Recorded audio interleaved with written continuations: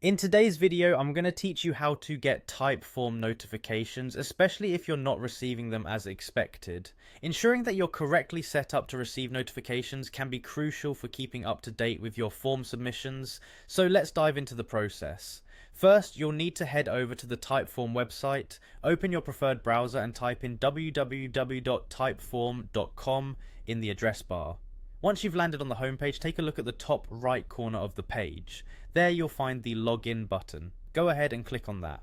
Now you'll be prompted to log in, and here you have a couple of options. You can use your email address, or you can choose from other authentication methods if you've set them up before, such as Google or Microsoft accounts. For those of you using an email, enter your credentials by providing your email address and your password.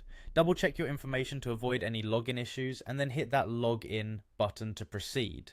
Once you're logged into your Typeform account, it's time to open your Typeform and navigate to the settings area.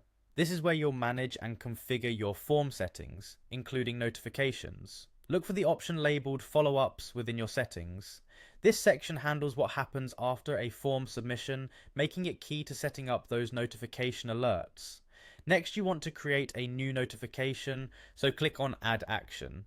This lets you set up what your notification will do. For our purpose, we'll be focusing on the option to send a notification to your email address. This is essential for being immediately informed whenever there's a new form submission. Once that's done, you can customize the notification to suit your needs better. This involves editing the subject and the body of the email. Take a moment to include relevant information within these sections so that each email provides the necessary details from the form submission. This makes sure you don't have to log in every time unless necessary.